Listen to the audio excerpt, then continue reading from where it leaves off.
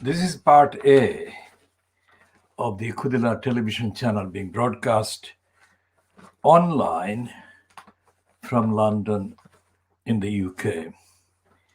And we're going to continue to talk about an update on the campaign for justice for Shamima Begum and her school friends concerning the duties owed to them by Tower Hamlets Council under safeguarding children duties during the years that these children were children.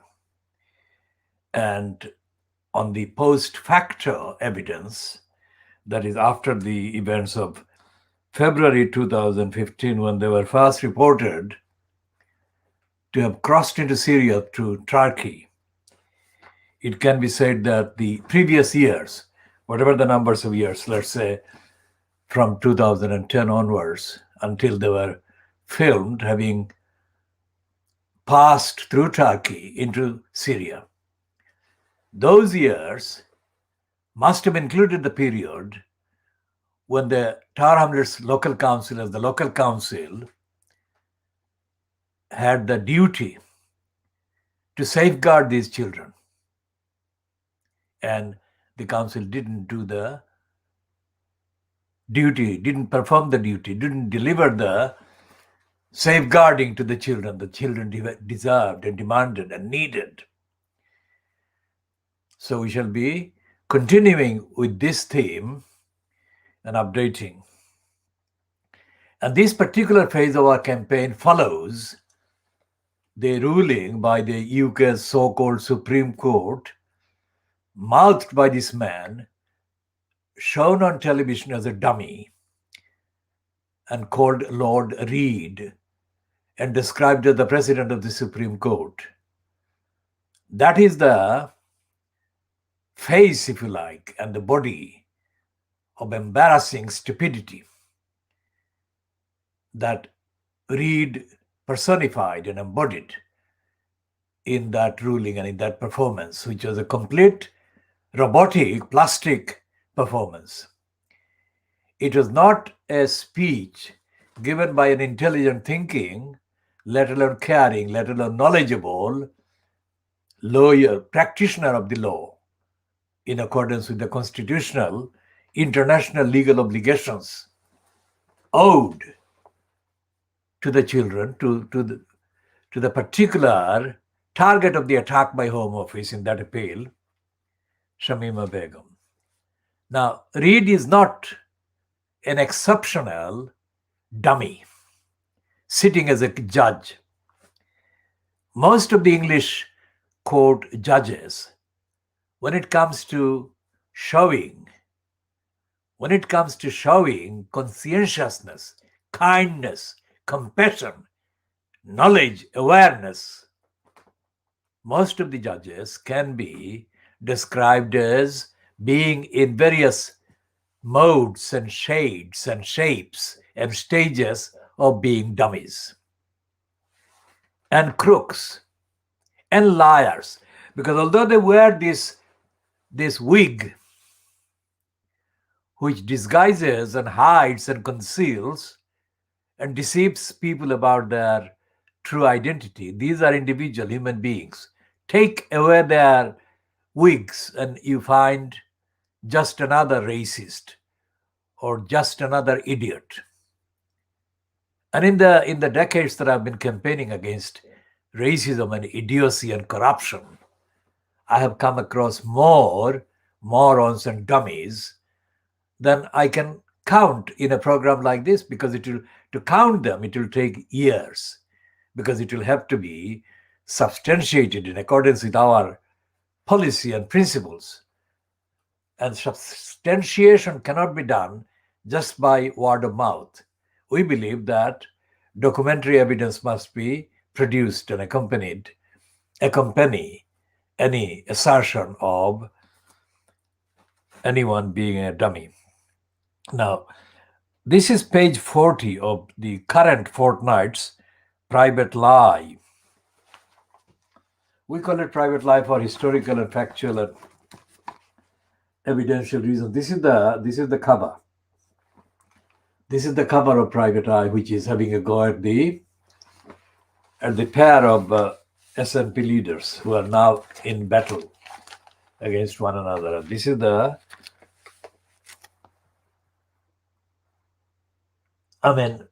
we don't have to say it, but that's the exchange they put there. The exchange on the left, supposed to be Nicola Sturgeon giving away too much. And when they say not guilty on the picture of Alex Salmond, what they're saying is that they're not saying that he's innocent. He's not saying he's innocent, and not are they saying innocent. They're saying guilty, not guilty. And that is a direct, tactful reference to the fact that in the trial, Alex Salmond was declared not guilty. And that is the reference they're making. And on the left one, there is this insinuation that there might have been illicit relationship between Salmond and Sturgeon when Salmond was leader and Sturgeon was deputy.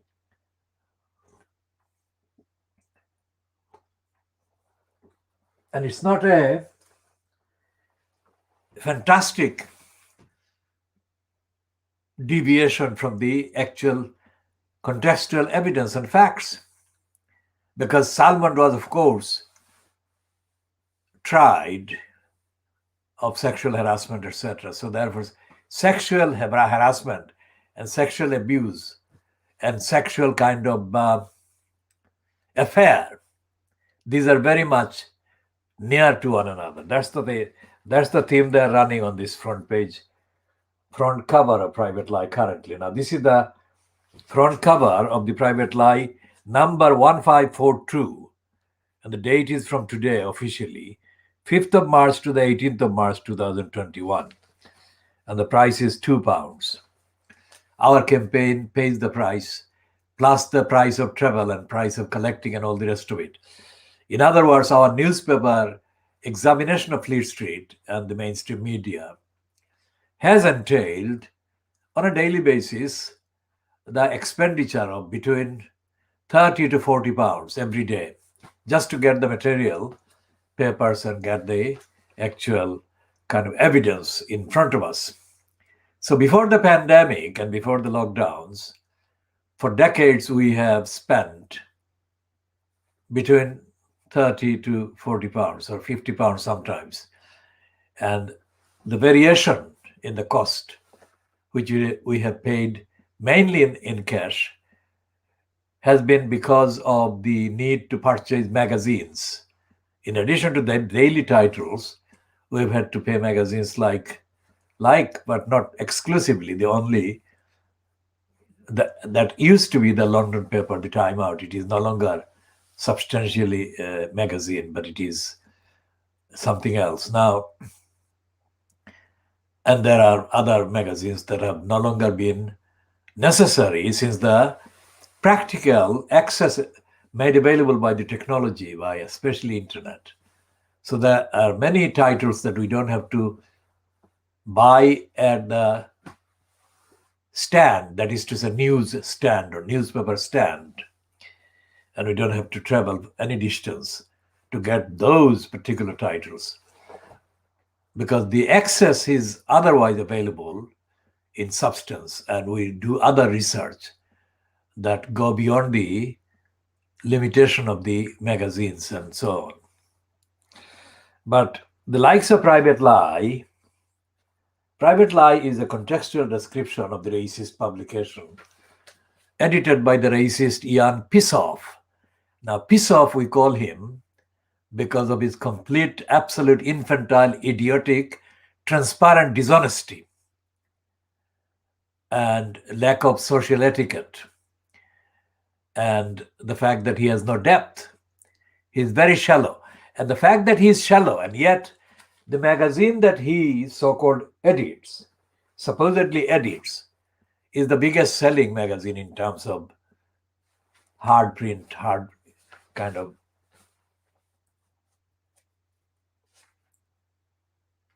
printed outlets, gives away the fact that the most of the 52% of the gullibles, Gullibles, is the expression that we use to denote and sometimes even connote the 52% being the majority just by 4 or 2%. That is the statistical equation. Now, is because they are always just about 2% or 4% in the majority, giving votes to the most stupid aspects of any public opinion or whatever. That is the reason why you call them gullibles. And the gullibles also constitute most of the people who subsidize or buy or subscribe to, that is, particularly take a subscription for postal delivery of the private lie. Because essentially, although private lie has a section, not always confined to one page,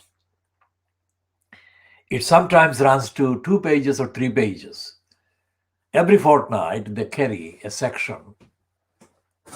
Well, they carry a number of regular sections, but this section is one of the more kind of, if you like, explosive in terms of the revelations that they claim to be making about the behavior of Fleet Street. And Fleet Street, they call, and they have called from the beginning of the launch of that section, Street of Shame. What Private Lie says and has been saying is that Fleet Street is essentially an immoral, disgraceful, corrupt kind of collection of newspapers. Now that is true, but the truth is somehow stunted and dimmed and diluted and negated by the practice of the private lie itself and the way that it treats. Now, we shall of course be running an in-depth examination of private eye and private lie and the rest of the media in Britain in the local cities, regional papers like Birmingham ones, Cardiff ones, Bristol ones, and ones that are in the eastern coastline of England and the northeast. We shall do that in due course because going through the actual contents of the role and the impact and the implications will take time, longer than a few minutes that can be given in a part of a main devotion or devoted examination of Fleet Street. And what happens with the private lie is that it doesn't give rigorous coverage, or its reports are not rigorous, that is, not of high moral standard or ethical standard. And I shall show one picture before I go into discussing Shamima Begum. This picture is of a judge they're calling Dread. And the judge is called Mark Anthony Horton. Now, where they find them is a strange affair indeed. Horton, the name is a giveaway. These are like dug up from the deepest of darkness that existed in England in the era of the cave. These are the deepest caves of darkness where these had been kind of preserved in their original stupidity and dishonesty. And Horton is as bad as private lie itself. And I'll come to that example. Because anyone who is actually familiar with the behavior of the courts, the judges, the judiciary, in the so-called courts, any level, Magistrates Court, County Courts, Crown Court, and the divisional courts of the High Court and the Court of Appeal, and the now recently, comparatively recently, kind of confected Supreme Court, which is a complete and utter embarrassment, because this Supreme Court is nothing like the Supreme Court of the USA, which has had more international kind of notoriety, if you like, or claim to being noticed of the Supreme Court because of the constitutional position secured for its so-called autonomy. And that is the reason why every time a Supreme Court vacancy is filled, such as when it was filled 30 years ago with Clarence Thomas, the black judge, and he was subjected to what he called the lynching based on a black woman, Anita Hill, who claimed that he had made sexual advances to him. Now, that was the excuse that they used to lynch him, according to him. So, but there was a protracted season of investigating his past, etc., etc. Just like Kavanaugh, Donald Trump's appointee, who was also accused of sexual harassment and sexual abuse by, well, this time white women. Kavanaugh is, of course, now permanently cited, SITED, installed, that is, in the Supreme Court. So, unlike the Supreme Court appointments in the USA, because of the importance of the constitutional relevance, and that is a written constitution, the UK version is an imitation. We'll go to India, an Indian version of the Supreme Court, and expose that as a lackey, as a stooge of the corrupt Brahminist, anti-Muslim regime fronted by the criminal Narendra Modi in due course. I mean, Indian Supreme Court is a laughingstock, it's a joke, as it exposed itself over the Brahminist assault on the Babri Mosque site. We shall come to that in due course, not because we have had any part in that proceedings, but the point is that the Supreme Court was abused for years as a rubber stamper of the Brahminist agenda against the Babri Mosque. That exposes the Supreme Court as a criminal part of the corrupt regime that is now fronted by Narendra Modi. Now, in the UK, the Supreme Court is not as brazenly corrupt, but it is corrupt. And it is absolutely beyond accountability, because the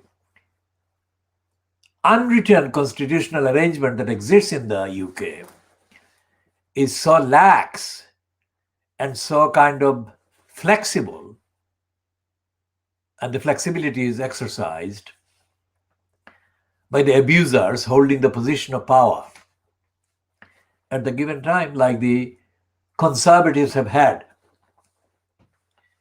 the power since May 2010. So it's 11 calendar years. And it's a long time, because any person with experience of going through substantial action through any court in the UK will know that it is a very unpleasant experience because of the lack of welcome to the participants, whether they're wrong or right. The actual experience they encountered, the going through the process of the courts in the UK, is itself an arduous kind of disincentive and a deterrent and an obstruction and an obstacle. So even before you or we objectively discuss the concept of the fair hearing or fair justice, the permanent blocks that exist in the way of people accessing or seeking to access the remedies or supposed remedies through the court system, those obstacles themselves defeat any even pre-international agreement, conventions and claims such as made under the Magna Carta or the Bill of Rights that is next to the Magna Carta in the history of various instruments that can be cited and are cited sometimes by the leaders of the gullibles. And what happens is that regardless of the merit or the quality or the actual strength of the case of one party or one side, both sides are treated abysmally and obstructively and with contempt. And the people who do that mistreatment are mainly the officials or employees at various stages of the court's bureaucracy. I don't call them courts of justice whatsoever. Although there is a ministry, part of the Boris Johnson-fronted cabal so-called government has got a ministry called justice. There is no justice in that ministry. There is no justice through that ministry. There is no justice via that ministry. And there cannot be any justice whatsoever because the culture about constitutionality and legality and universality simply doesn't exist in Britain. And as the first president of this so-called Supreme Court, David Neuberger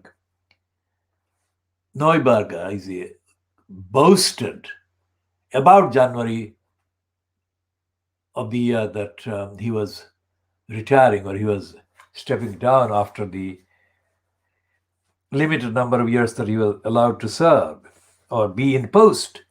Serve is not the correct word. Be in post. Neuberger claimed at a do during the time of David Lidington being in post as the minister or the Lord Chancellor so-called, who was the head of the Ministry of Justice so-called.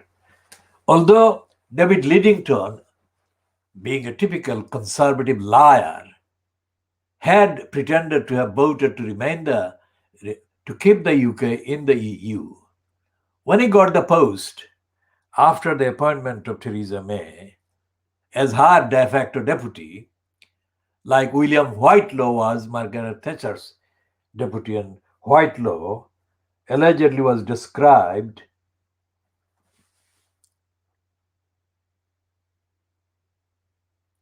by Margaret Thatcher in a very obscene way.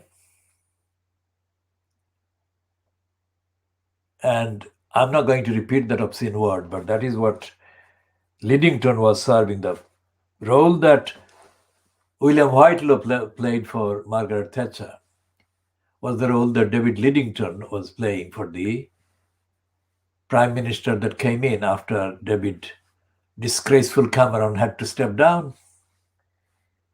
And in order to suit the agenda that David Lidington was running for the Brexiteers in government,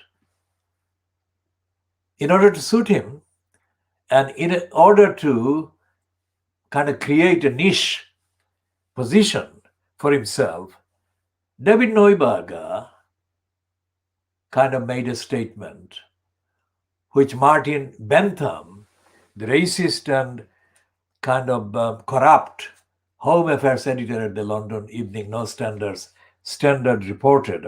He was the one who reported it, not anyone else, not at that time. But we have been commenting against both the utterance by David Neuberger and the report, the source of the report, which is the London Evening Standards and Martin the racist crook, Martin Bentham. Now these statements that David Neuberger made were made on the assumption that he was no longer in post as the president of the Supreme Court, and he said words to the effect that once Brexit was done, that was years before the Brexit was done, it is not still done, and it may still be exposed as so undone that it has to be reversed.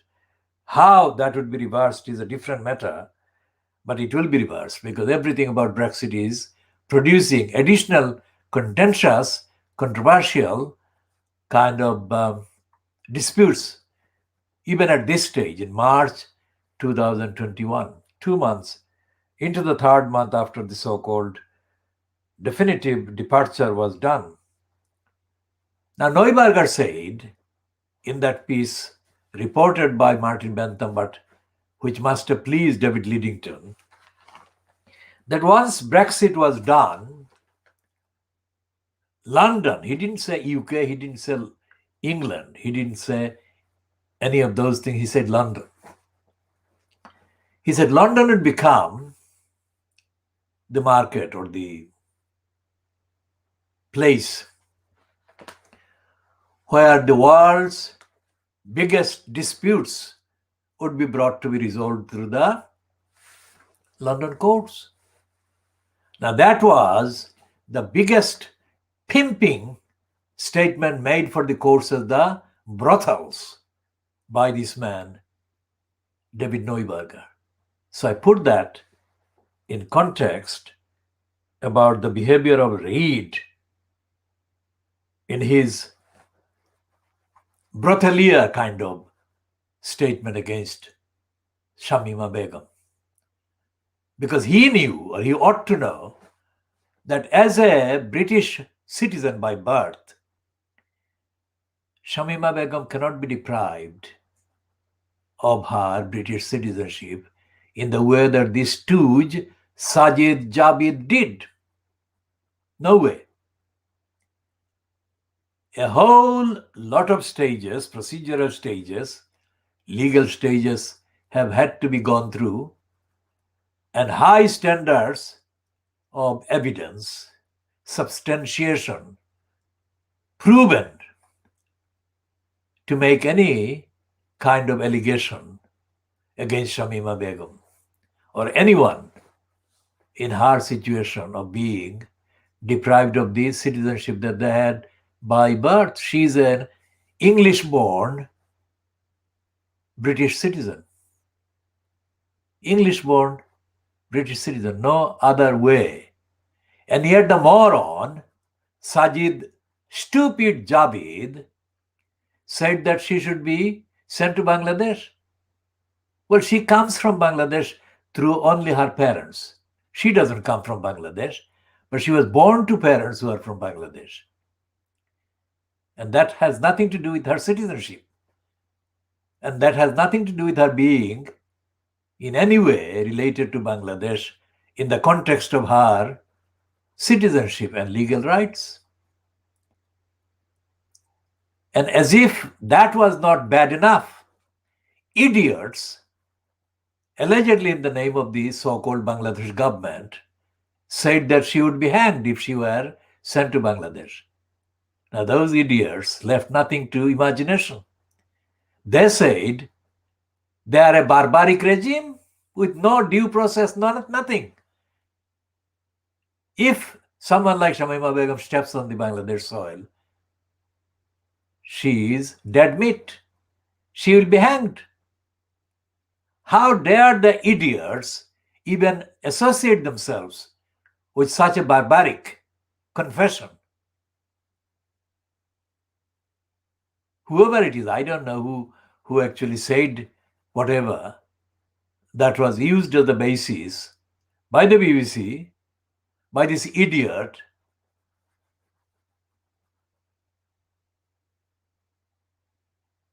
who reported on Shamima Begum after the Supreme Court so-called upheld the removal of Shamima Begum's citizenship.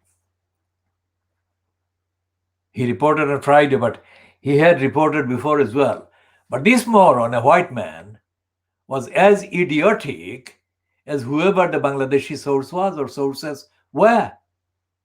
Because even Bangladesh regime claims to be following due process and international law. Even Bangladesh regime. Why? because there are literally thousands of cases and claims outstanding against the Bangladesh regime, using the court system as rubber stampers of all kinds of illegality and criminally intended executions of innocent people, or people who have not been proven to have been guilty of anything that warrants their being executed. So when the recent report by Al Jazeera made all these claims against Bangladesh, we didn't have anything to do with either watching this or contributing anything to do with that. We had not said the things that Al Jazeera said. So what the Al Jazeera piece was about was accessible, published, and provable evidence that Bangladesh was at the pits when it comes to due process and legality and the rule of law as understood internationally. So how could Sajid Javid say that Nasima Begum should be sent to Bangladesh? It's primary level stupidity, because this child was not born in Bangladesh. This child was born in England. Let's put it this way. That is the fact. And the child was the responsibility in international law of the land or the country or the state where she was born. And she remains that responsibility.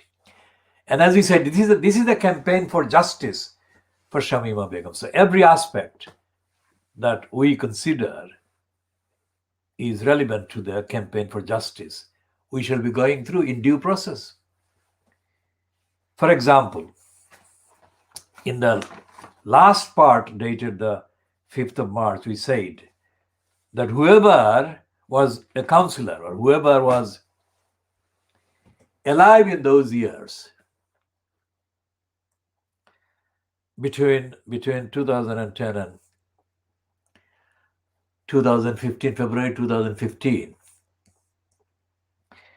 and especially including the period in which Sajid Javid, the Uncle Tom, or behaving as the Uncle Tom that he said he was not, but he was an Uncle Tom. I told him in an open broadcast or open speech I made at the Altavali Park on the 4th of May, 2018, that if he, Sajid Javid, was complaining, and he was complaining, that, quote, the left were calling him, wrongly in his view, a coconut, I told him that he should stop that being done by himself stopping to be a coconut or stopping behaving like a coconut. Sajid Javid has always been a coconut. And for a brief reference contextually, internationally, I go over to Argentina, and there was a man of Iraqi or Syrian origin who was for a few years president of Argentina. But that idiot of the Muslim origin, self-seeker moron, and he changed into becoming, he said he was a Christian now. It was nothing to do with any attraction, moral, ethical kind of attraction of the faith.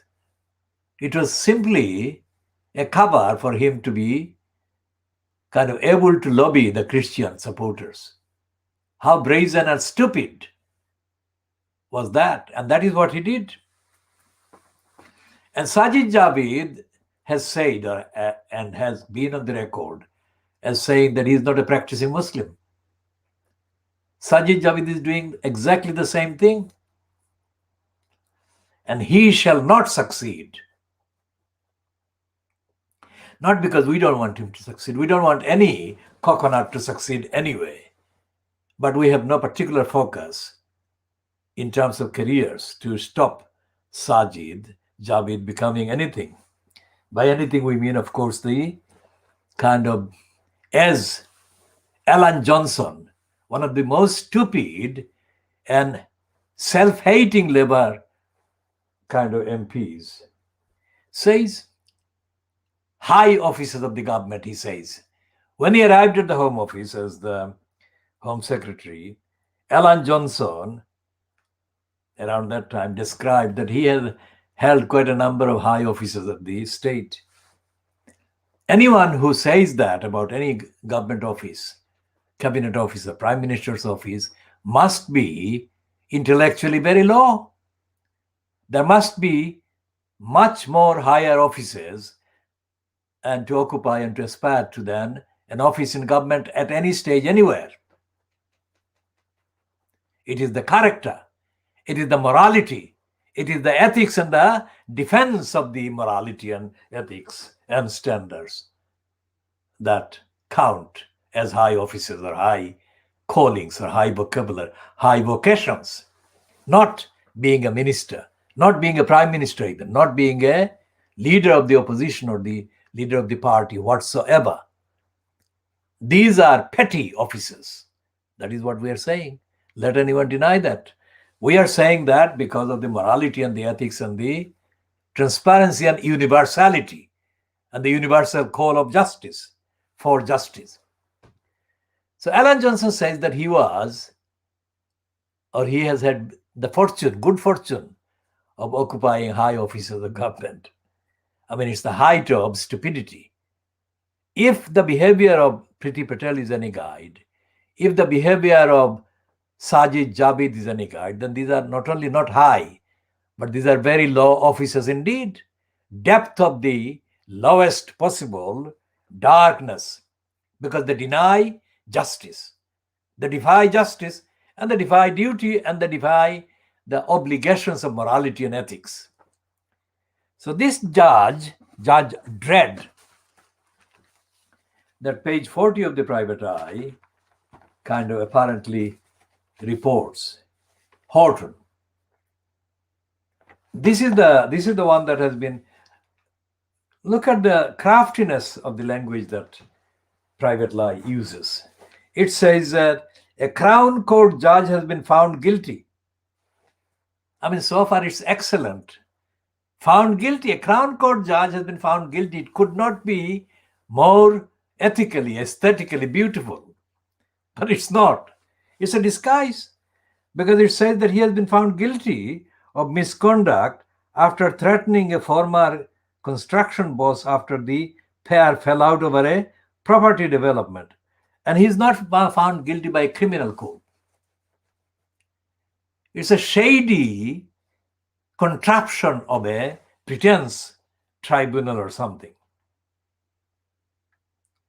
Because it says in the next paragraph, Horton was given a formal warning after an 18-month investigation by the Judicial Conduct Investigation Office. Now that is a criminal enterprise. Why do I say that? Because I have been complaining against several corrupt, crooked, racist judges over the years.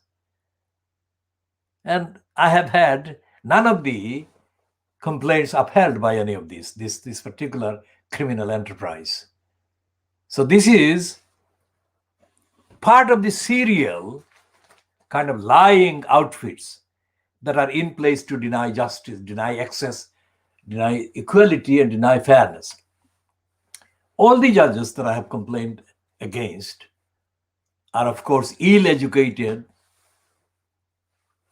or not properly educated or properly schooled, and are ignorant and are prejudiced and biased and stupid and narrow and jealous. When I write something against them or to them, they know that they cannot answer what I write. It has been proven over a very long time. So they find other ways to deflect attention from their duties, let alone actually admitting their lies. And I could give hours of description of the various corrupt judges at tribunals and in other places. So what they're saying is that Horton, a Crown Court judge, has been found guilty, but it's not found guilty at all.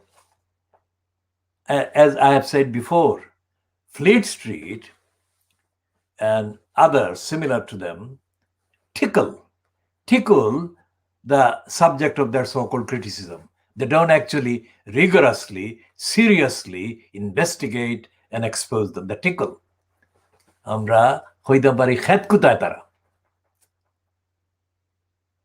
The Bengalis would call khutkuti, but this is in Siloti khet kutai. Khet kutan is not the same thing as holding somebody to account and exposing the major evidence that has been found against them.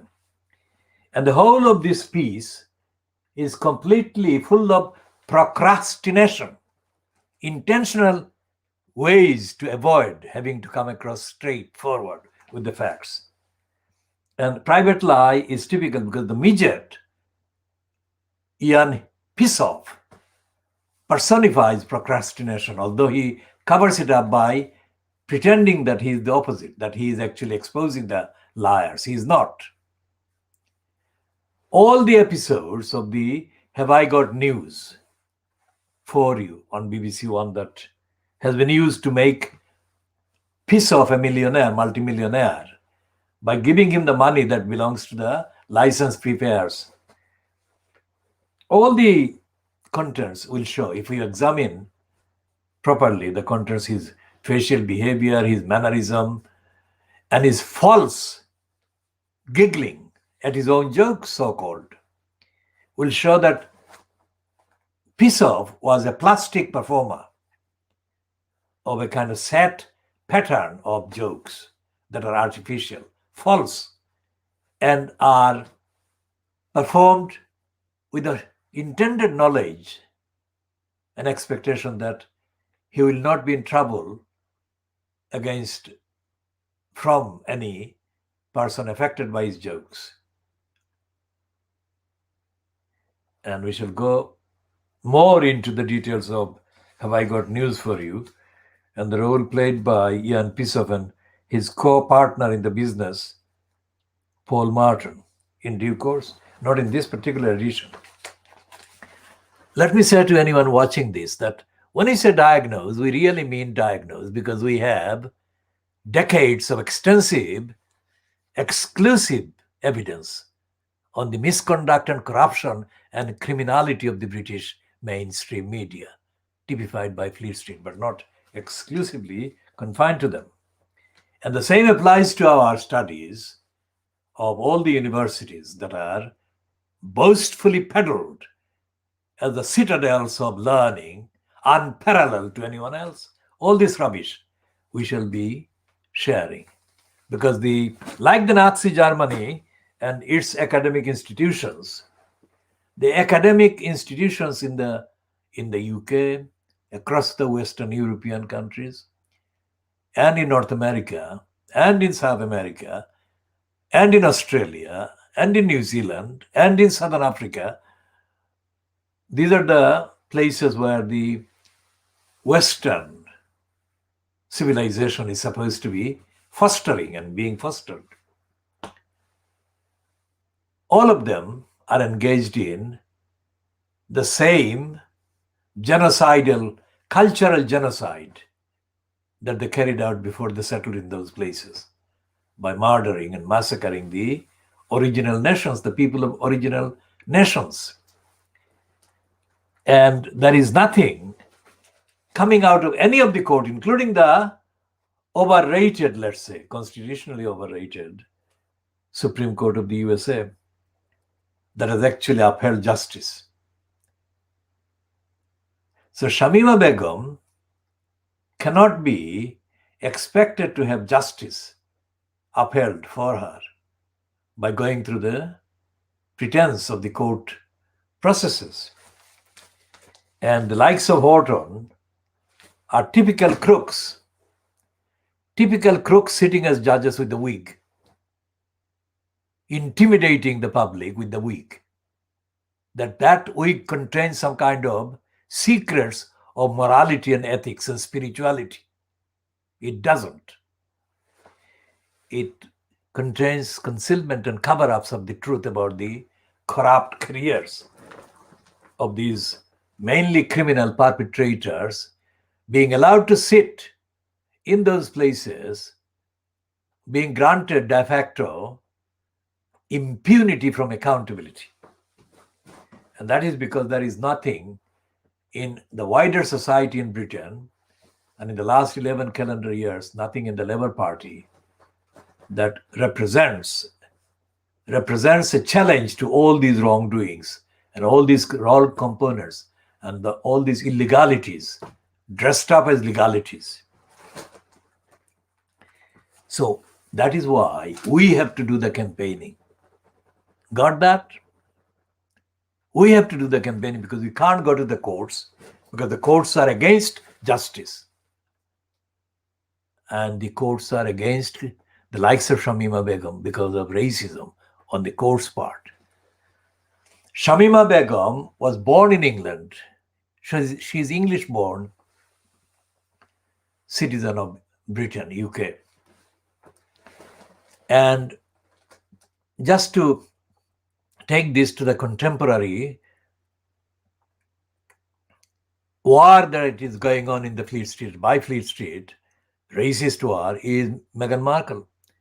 She's as legitimately married to a member of the royal family as is Kate Middleton.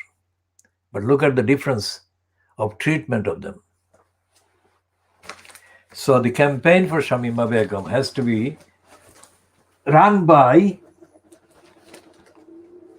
people who actually believe in justice and believe in the truth.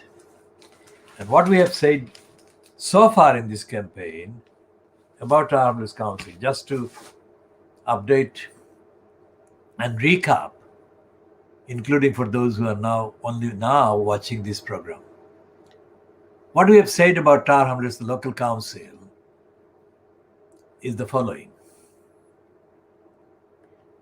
Why did you ignore or neglect and neglect the child Shamima Begum and the other three children? And we shall get the name of the other three girls in a minute. So we are going to look for the names of these girls.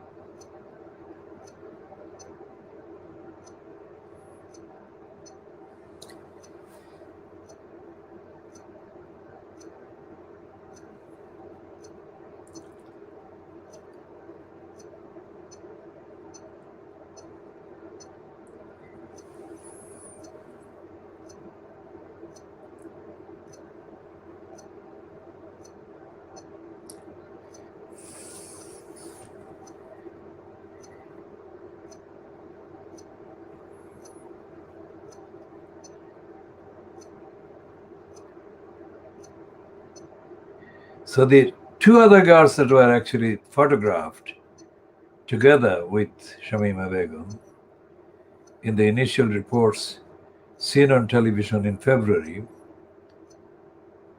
2015 were Amira. The spelling says Abbas, but it's actually, it should be, I think, Abbasi. The spelling is wrong. Whoever got the original spelling must have been illiterate or subliterate. But the name is, one is Amira Abbasi, spelled as Abase, Abbas. But it's Amira Abbasi, and the other one is Khadija Sultana. Now, these are the girls that at the age of 15, they say, all of them, left the UK in February 2015, and that it says that they traveled via Turkey to join the Daesh in Syria.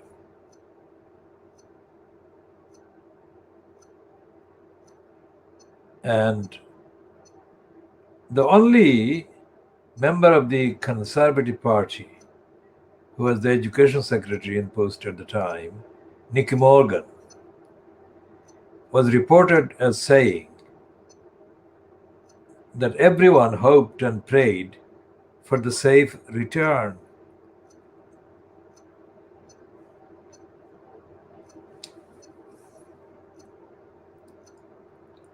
of the three girls to the UK. It is significant that Nicky Morgan has not spoken, as far as I can see, or as far as I can access at this stage, after this stage, about what has happened so far against these girls. Now, there was another girl whose name I am looking for, but I cannot locate in this particular item that I am reading.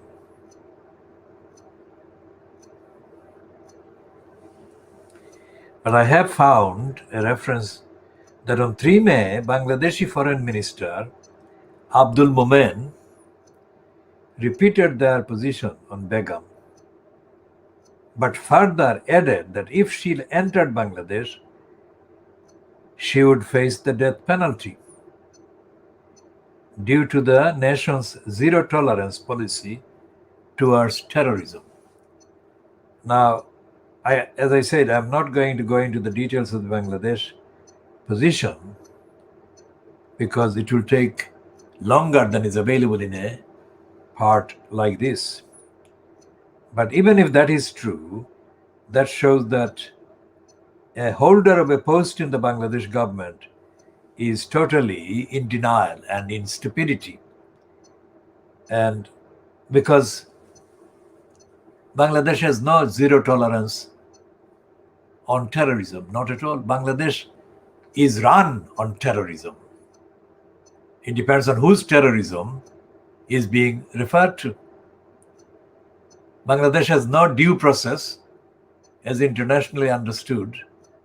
And I said as much in 2011 on a program. I said that Bangladesh is corrupt. I didn't say which party. I said all parties are totally corrupt. And I know about the main parties. I have absolutely no confidence in any of them. But for a so-called minister to say that anyone would face death penalty, regardless of any trial or any charges, is stupidity personified, and worse than stupid, worse than what Al Jazeera has said recently. And what we are looking at in this context is not about what even Bangladesh has said or even a minister so-called in Bangladesh has said. We are concerned about the injustice done to an English-born child and her friends by extension by the British government so-called. And we shall start from here. But we shall start from even before that, and that is the Tower Hamlets Council. So, first of all, Tower Hamlets Council has been kind of made up or constituted of elected councillors who are Bangladeshis, or put it more accurately, elected councillors who are of Bangladeshi origin, because I think many of them may have been born in Bangladesh, but not all of them. But they are connected by heritage, not by statehood or nationality. The morons who have been imitating us without giving us due credit for launching this campaign must understand what we are doing and what they are doing. We are doing what is fact, what is sustainable, what is truthful, what is evident. And they are doing cheating, and they're doing thieving, and they're stealing. Like they steal the votes of people of Bangladeshi origin every time they seek and need votes. And they make all kinds of promises. But once they get in the post, or once they feel confident of getting in as councillors, so-called, they completely forget all the promises, undertaking, and they start to peddle and parrot any number of lies. And currently they are in the lying mode. They've only belatedly caught up with the fact that there is a footage, or there is a kind of CB to be earned by them now starting to talk about Shamima Begum. They have not talked about Shamima Begum from February 2015 up to 26th of February 2021. These have not spoken about Shamima Begum, full stop. Let them deny it. And if they dare to deny the lies that they are guilty of, then let them produce the evidence of showing any concern for justice for Shamima Begum. They haven't. And we include both the elected councillor morons who are doing the pretending now, and the allies and the cabals and the groups that they actually operate with. And we are charging the criminals who do the business of running ethnicity-linked so-called media outlets in the name of the Bangladeshis. In the UK, the Bangladeshis in Tower Hamlets to begin with. They are guilty of lies and betrayal and corruption and criminality as charged. And they must not do that, while at the same time expressing stupid criticisms of our campaign. Our campaign is absolutely rock solid. We are not doing it for money. We are spending our own money. We are not doing it to get favors with the government, conservative, and praising Boris Johnson. Some in Tower Hamlets, in the Bangladeshi community, either born in Britain with Bangladeshi kind of origin, or born in Bangladesh and have been settled here. Some conservatives are shamelessly still referring to themselves as fans of the congenital liar Boris Johnson. They should be ashamed. We challenge those fans to publish, if they dare, open criticism of the British government taking away Shamima Begum's citizenship. Let them do it. And then say why they feel a congenital liar like Boris Johnson is their role model. He is contemptibly at a far lower moral level than most of the even conservatives. And he is absolutely below any standards, stages and stages and stages, levels and levels and layers below the standard our campaign runs on, operates on, and was founded on.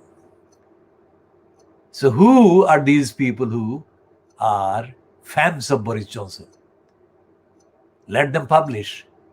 Let them show where they actually stand and what their true identity or identities are. By joining the campaign themselves, they don't have to contact us. They must publish their support for the campaign for justice for Shamima Begum and her friends. Because these children, we are referring to them in the context of the collective time through which they were let down and betrayed. So these children, these girls, were robbed of their nationality that they earned by birth. Let the fans of Boris Johnson in Tower Hamlets, and especially among the Bangladeshis, publish their own support for Shamima Begum. Okay, if they don't want to publish their support for Shamima Begum, let them publish any evidence that justifies their refusal to support Shamima Begum. And we go back to the council and the role of the council. Because the council, since October 2010, has been in the hands of a dictator, not in the hands of the councillors to make the major decisions. The councillors could if they had the courage, but all the councillors on Tower Hamlets Council lack the courage. So let's not expect too much when they cannot deliver the expected kind of democratic service and assertions. Since October 2010, Tower Hamlets Council has been in the grip of a dictator that was eased into place despite warnings from me and allowed to be incumbent in the post of elected mayor. And as I said, and as I continue to say, on the evidence, not because I have got an agenda against any of the crooks. The crooks create the agenda against them by being crooks. Now these crooks, whoever has been in the post of mayor, have been crooks and liars. I mean, the corruption done by Lutfur Rahman is all contained in that ruling by Richard Morey, dated the 23rd of April 2015. But the corruption done by John Biggs is all available openly and organized and published by the Khoodeelaar campaign right from the word go against Biggs, including, I'll give the highlights of the low points, if you like, or highlights of some of the lowest possible stupidities and corrupt activities perpetrated by John Biggs since 11th of June 2015. Those highlights of the low level of work that Biggs has perpetrated include the following. 1. The Rich Mess Center, wrongly called Rich Mix Center, which was created as a result of the corrupt collaboration between the following: Michael Crook, also known as Michael Keith; Una King, and we call her Una Wrong; Denise Jones, we call her Denise Jones, because there are so many allegations against Denise Jones based on her personal misconduct. Let's be kind. She's a senior lady, so we are kind to her kind of description, are very modest. There are literally dozens of claims and reports about her personal misconduct. So these are the people who were the kind of high flyers among the crooks that started this Rich Mess Center in the Bethnal Green Road by robbing millions of pounds from Tower Hamlets Council. So let the stooge councillors who are now pretending to have suddenly woken up to the fact that there exists somebody called Shamima Begum, because we have made it public now and we have started talking about her with pride. We are not talking about her opportunistically. We are proud of these children, especially because of what they have been through.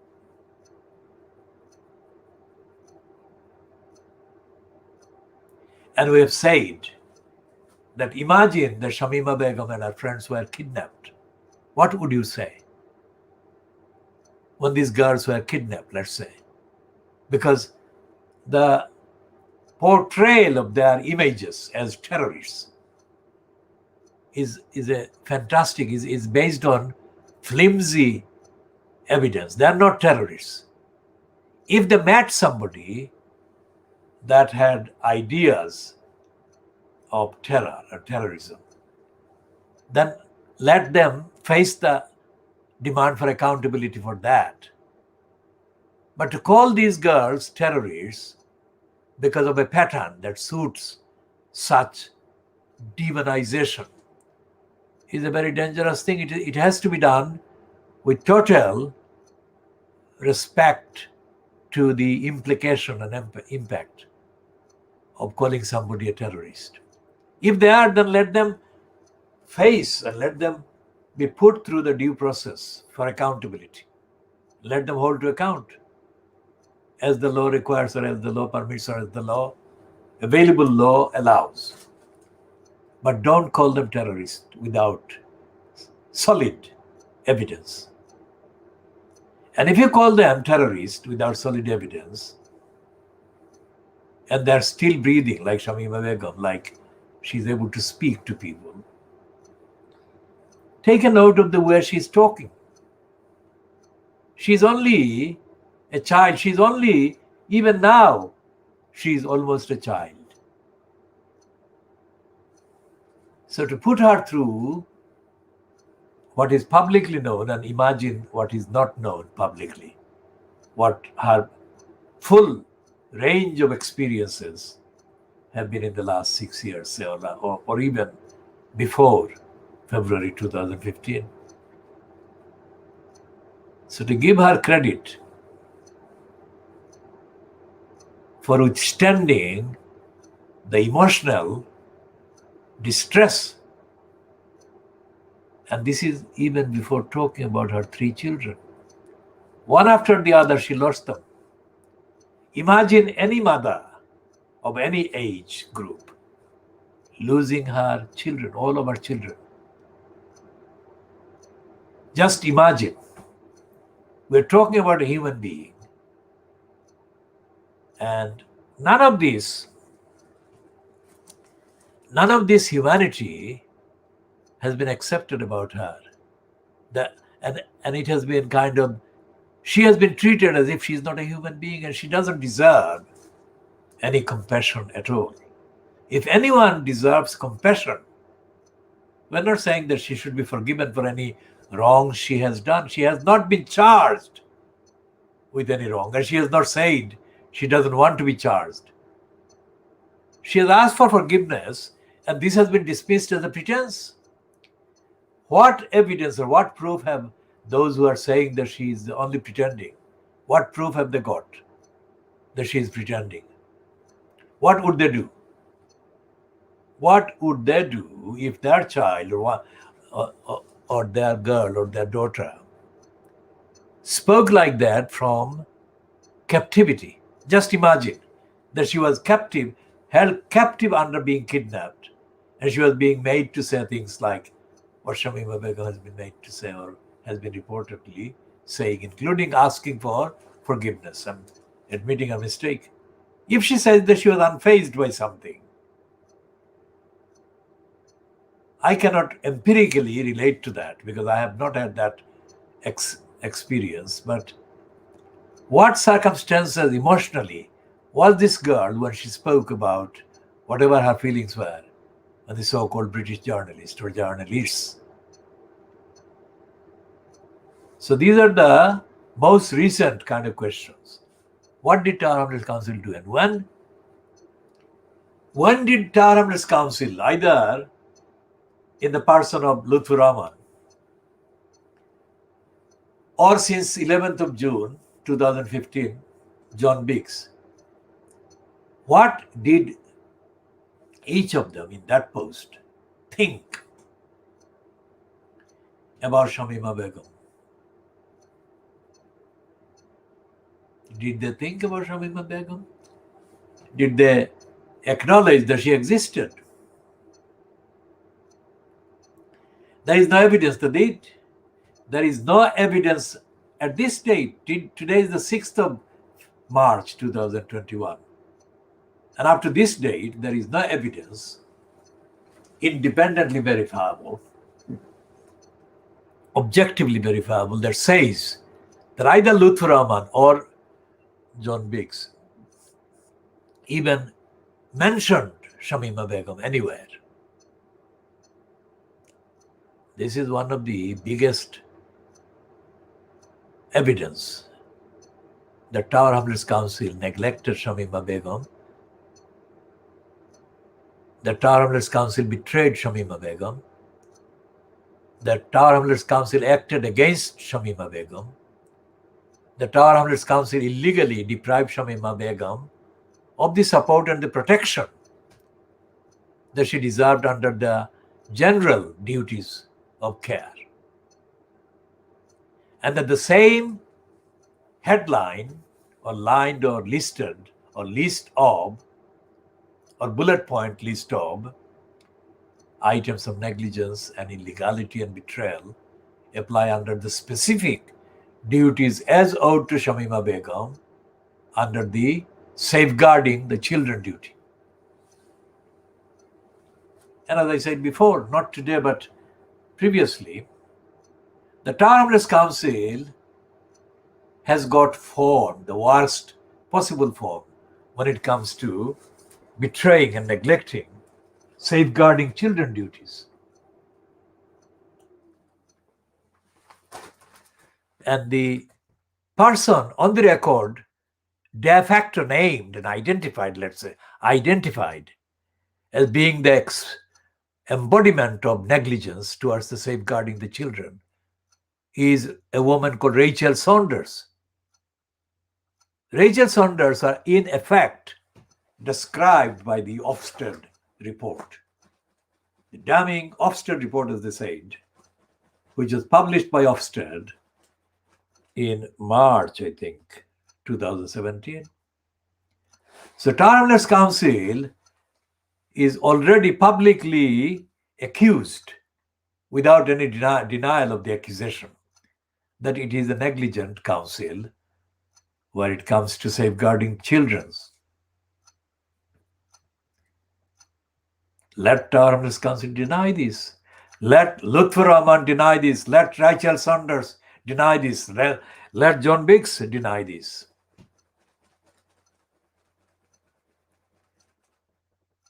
If the councillors currently in post really think that it matters whether they come out, not just asking questions, condemning the whole Tower Hamlets Council for betraying and letting down Shamima Begum and the other children, let them demand. Let them demand the resignation of John Biggs for a start. And let them demand accountability by Lutfur Rahman. Let him account for his negligence while he was in post. Because Lutfur Rahman is not in post, so he can't be called to resign, asked to resign. But he can be asked to do the next best thing. Make a public statement in full describing what action he took to safeguard Shamima Begum and the other two children that were photographed living together. And we should look for the name of the other child.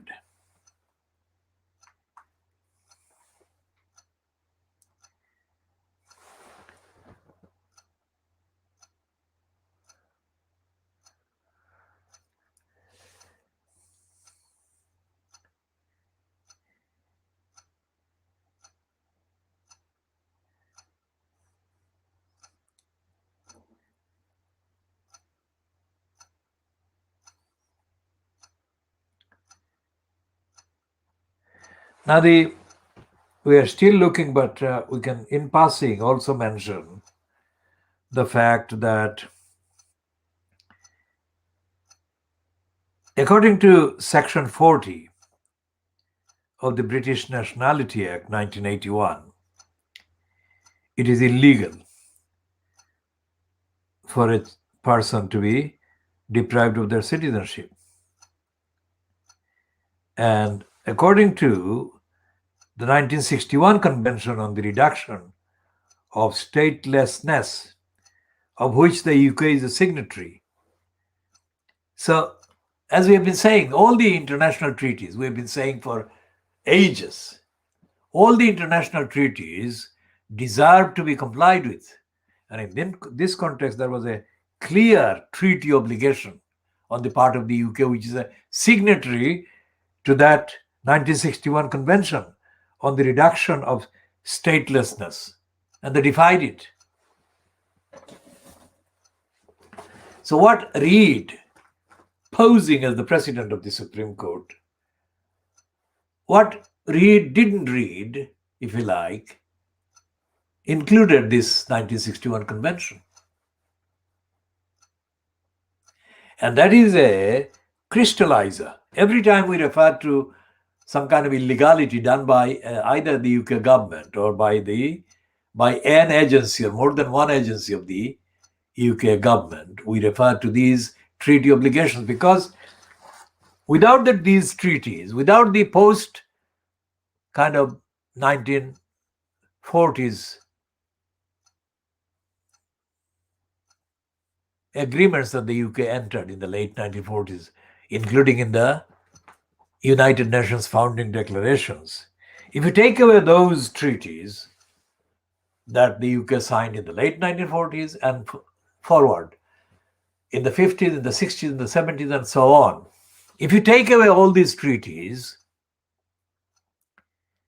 and look at the UK as a state, as an entity, you have to go back to Lilliput, Gulliver's Travels, and Brobdingnag and all that. You see, Gulliver's Travels was written, according to various descriptions, based on an imagination by Jonathan Swift of an island somewhere in the what is called Indian Ocean. So what they were doing, though, Jonathan Swift was doing, was imagining as brutes on barbaric kind of place, which is not far from Bangladesh, where this Abdul Mumin stupidly make the declaration against Shamima Begum, according to the entry retrieved from the internet just now. So Lilliput was an island that was imagined because Swift didn't travel. He wrote on the basis of imagination. And his imagination, of course, was very racist. I mean, he only imagined those people being near the empire and the British Raj, and the contrast couldn't be more stark in his mind. And none of the descriptions in the Gulliver's Travels even makes room for the possibility that the imperialists could be bad for justice and human rights and all the rest of it. So reverse the location and say that Lilliput was actually part of England, or Lilliput was England, or England was Lilliput, intellectually, not in terms of physical stature or measure. But intellectually, the Lilliputians are the little Englanders who had kind of temporary guest members like Sajid Javid and the ugly Priti Patel, politically ugly. We don't make any comment about the aesthetic aspects of her appearance. But her known reported substantive behavior in post have been ugly. Without any doubt, we are not inventing it. It's on the record.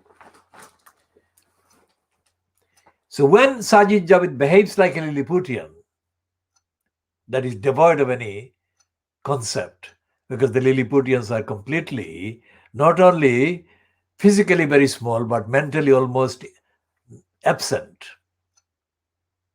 They have no substantial mental constitution. This is the kind of behavior Sajid Javid has done that warrants that kind of comparison. So we are reversing the imagery and imposing the Lilliput or Lilliputians' behavior on the behavior of Sajid Javid, Priti Patel, and the thousands of online racists who have condemned Shamima Begum in the last 10 days. Well, let's say last 9 days. Now, what is happening here in Tower Hamlets in the context of the kind of claim that some people are making that they have heard of Shamima Begum, that they were quite silent for 6 years. Because we have started the campaign, they have had no alternative but to make some kind of inroads. Now let them know this from us. Let me tell them, you are behaving like very cowardly, dishonest self-servers. If you are not cowardly and dishonest and even not self-servers, then put emotion and put an open letter asking these questions, addressing John Biggs with the questions that we have summarized. Put your signature, put this open demand on your WhatsApp. Don't think that you will be fooling us. And actually say how many people you have been talking to get rid of the elected mayor post. Because we suspect that the conspiracy that suits the purpose of the racists like John Biggs is afoot, which is to say that they will not lose the post and they will keep it. If they keep it because of the decision by the self-serving, self-seeking Bangladeshi background councillors, then these councillors shall never be allowed to canvass again without having to account for their collusion with the corrupt mayor post system and other betrayals. We shall be doing that. We shall come back to Shamima Begum a few minutes later. Let's go through the Financial Times of Friday.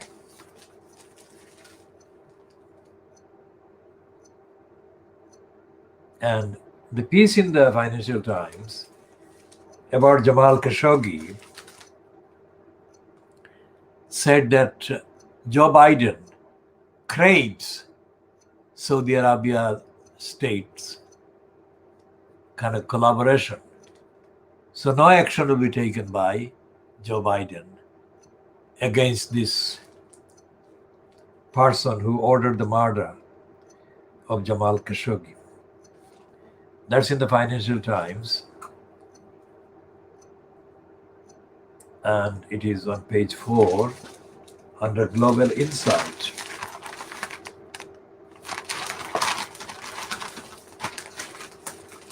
And the piece says the unclassified report into Jamal Khashoggi's killing, released last week, has underlined the limits to US President Joe Biden's commitment to human rights in his foreign policy. This is written under Global Insight by somebody who is named as Katrina Manson. The report's conclusion, incriminating Saudi Arabia's Crown Prince Mohammed bin Salman in the murder of the Saudi journalist in 2018, was long known by insiders and widely suspected by many. And she highlights the point, this writer, Katrina Manson, that Biden's team covets Riyadh's help on intelligence Iran, Yemen, and human rights. The Biden administration hopes to encourage Prince Mohammed to improve his human rights record. Others want his modernization plan, which stands to benefit from US soft power, support, and investment, to succeed. Riedel is one of those unconvinced. He says, or Riedel is quoted as saying, Biden is very vulnerable. No, Salman is very vulnerable and he needs American support badly. That doesn't mean we should provide that support. Now, that's the only piece that has appeared in the Fleet Street papers about this in any substantial way. And this piece is half accurate. It's not fully accurate because it doesn't mention the Palestinians. And the reason why it doesn't mention the Palestinians is because the Saudi regime and the Saudi regime's significant money and war machine that has been built by the American military industrial complex, pocketing trillions of pounds, trillions of dollars from the Saudi public, if you like, because the public own the resources. Those are too important. So they're not mentioning that, but that is where the Financial Times falls apart.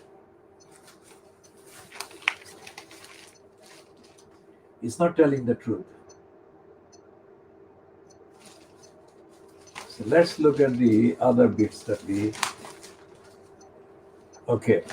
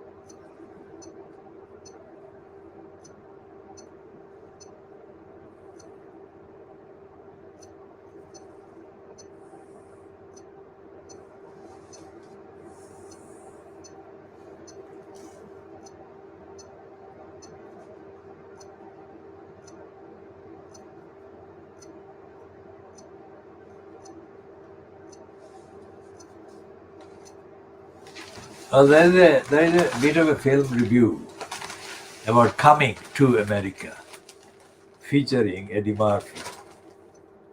And so that's Coming to America. The first one was, generally speaking, quite entertaining. But it was also related to a claim that someone else made about the origins of this story. We'll go to that in a minute.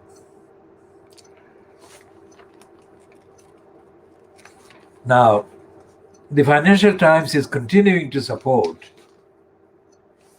the strategic rehabilitation campaign launched by the Burmese coup by Aung San Suu Kyi.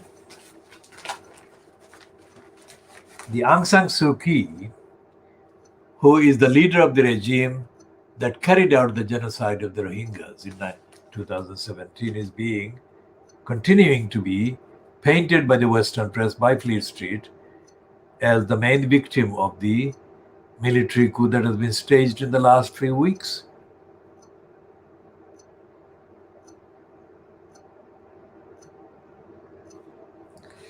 And the Financial Times is highlighting the claim that the Burmese military regime has been condemned after its troops killed 38 in bloodiest day since the military coup.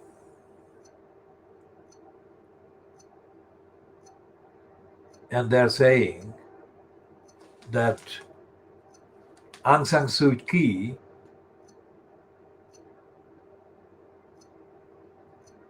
is being backed by a demand that she should be released immediately.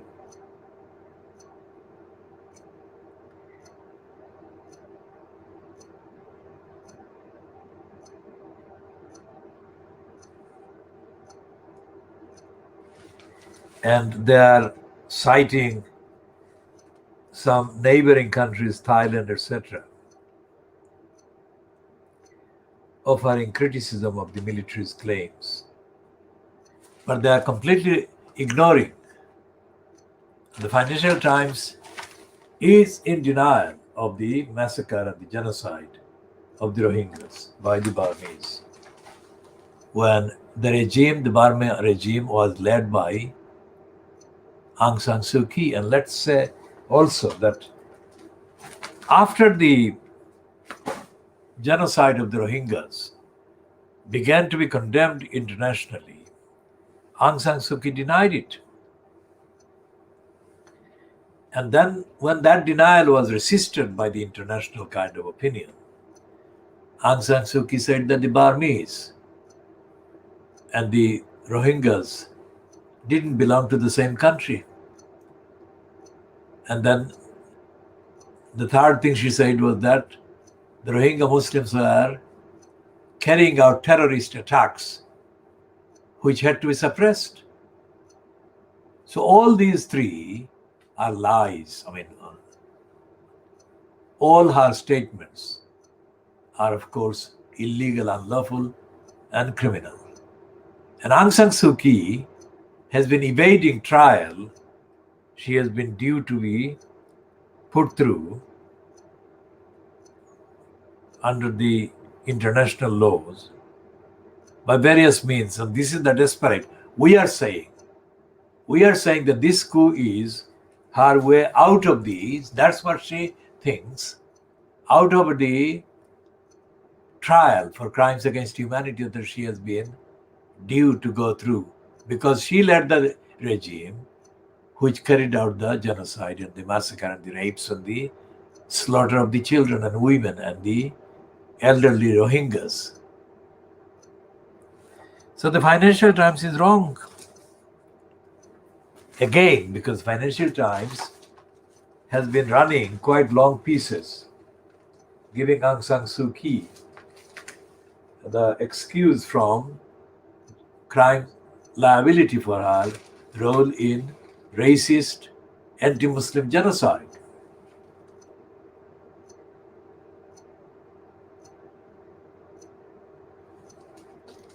And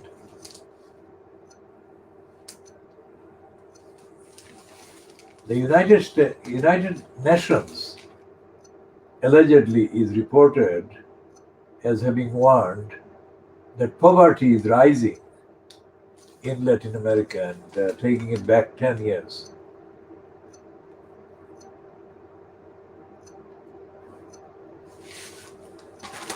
We shall come to discuss poverty on a world scale in another program or series of programs.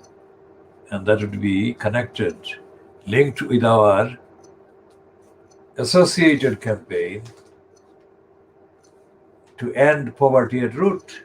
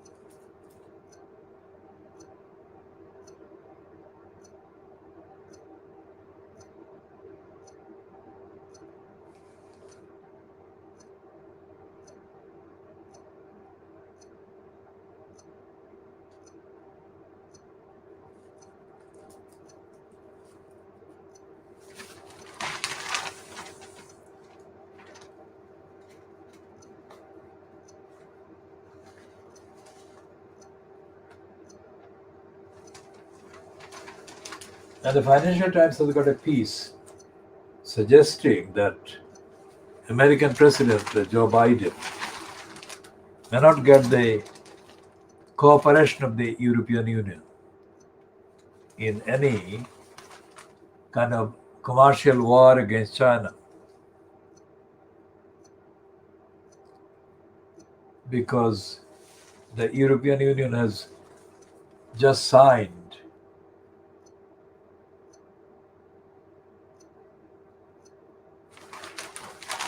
a new agreement with China, which means that the USA will find it difficult to get the European Union supporting it against China.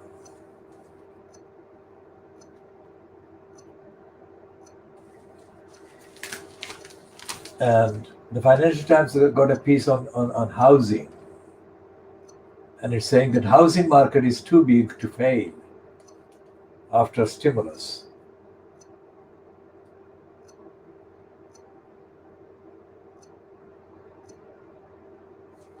And they are brazenly kind of retailing the corrupt defiance by the one spokesperson for the housing, boasting that they cannot fail, they're too big.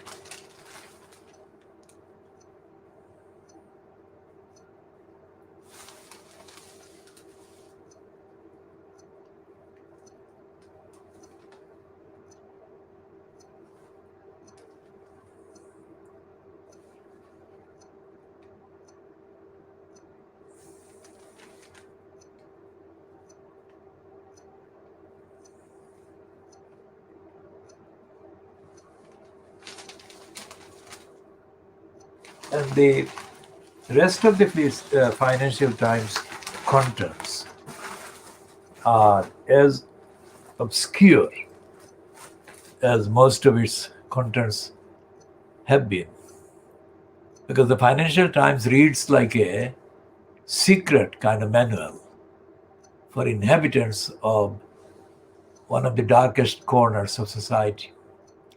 It is inaccessible, and it doesn't care about the impact of its inaccessibility and peddling the lies for the main abusers of the resources of society, the wealth of the people that are being looted and robbed by the big players every day. Now back to a look for the girls, all of them.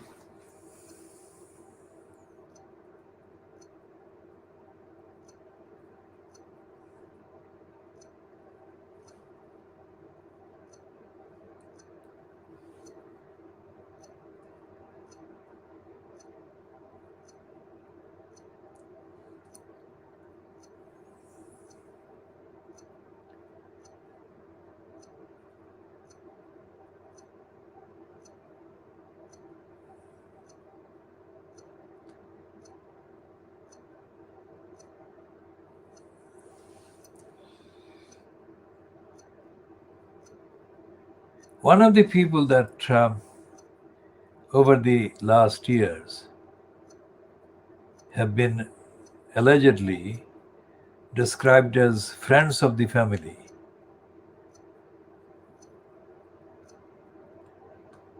has been a man called Dal Babu. Very strange name, because none in the Bangladeshi community that I know of has ever heard of such a combination in the name of a person who is called also a Muslim. Dal Babu, by all patterns of nomenclature, is likely to be of Hindu origin. So whoever is responsible for manufacturing this bogus identity of this Dal Babu as a Muslim is committing a crime and has been committing a crime of falsification of evidence. And Dal Babu is not known as having been anything to do with the community. So how did he become a friend of this family? If he was indeed employed as a Metropolitan Police, I mean, what was his basis for becoming, quote, friends with this family? So part of the justice for Shamima Begum is to ask this question and similar questions and seek the answers.